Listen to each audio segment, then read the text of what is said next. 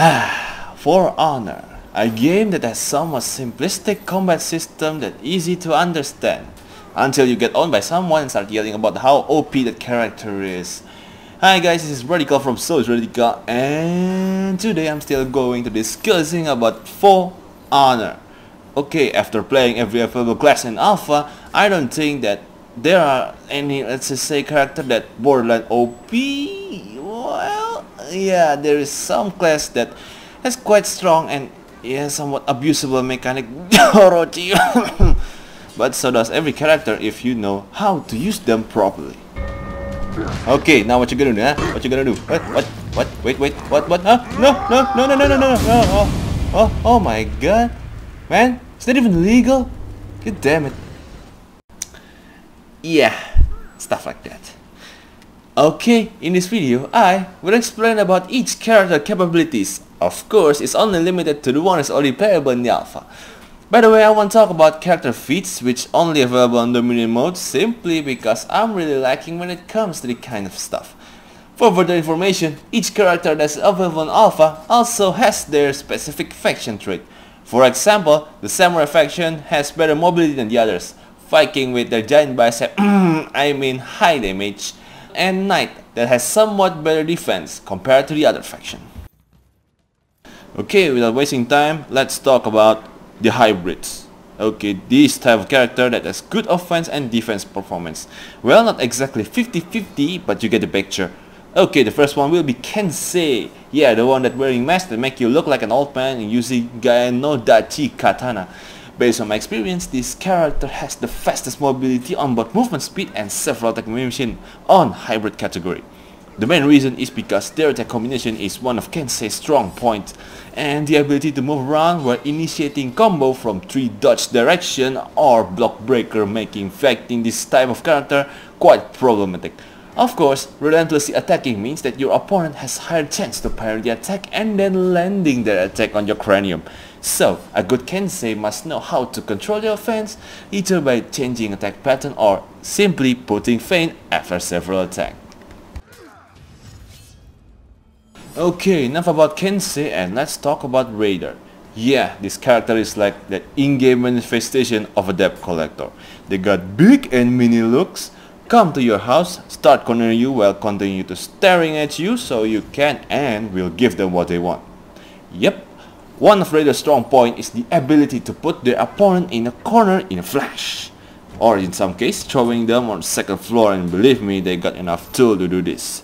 From feinting side attack to top poke that make you see star, or high damage from heavy attack, or unbreakable that keep you locked while they're looking for a good spot to put you out of their misery.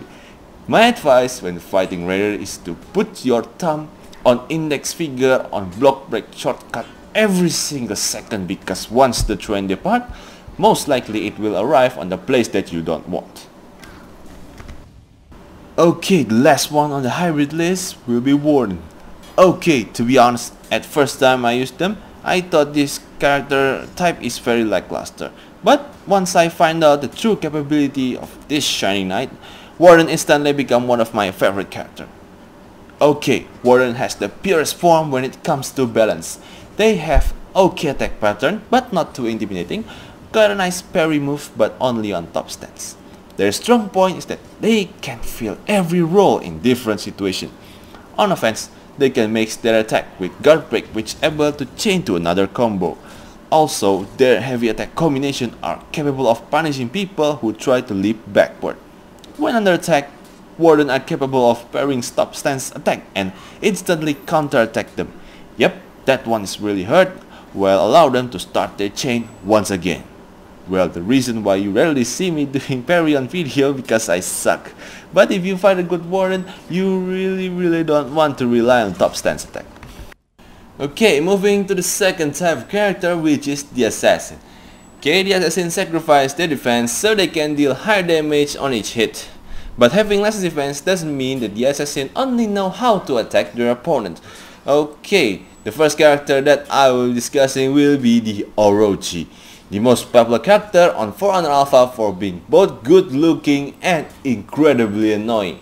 The reason why Orochi got so much salt is because the counterattack is their main specialty.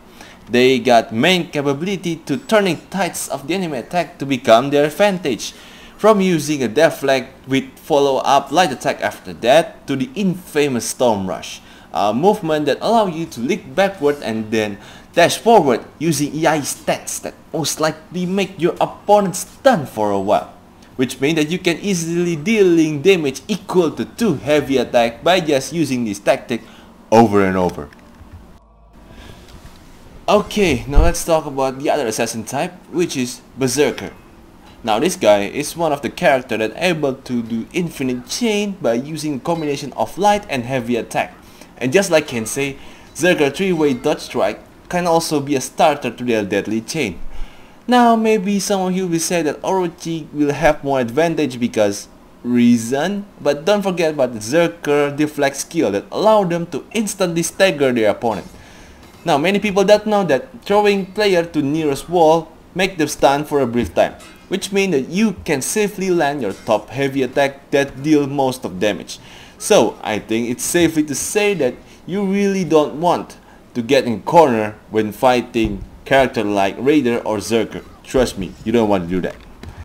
Okay, the last character we'll be discussing will be the only heavy type character available on Alpha, the Conqueror. Okay, from their appearance, I think some of you already know that these character type are meant to take a heavy beating. Equipped with a shield and Morning Star, superb defense easily become Conqueror main characteristic. Okay, based on my experience, Conqueror are capable to turn their defense to zone their opponent. Holding heavy attack will make them capable of instantly retaliating their opponent attack, while chain attack are capable of corner their target, which pretty much limit their movement. On both Brawl and Dominion, fighting a good Conqueror is a nightmare. They are capable to absorb multiple attacks and filling up their revenge bar at incredibly fast rate. Trust me, it is incredibly annoying and problematic. In the end, after this alpha over, I think that developer did a really good job when it comes to balancing each class.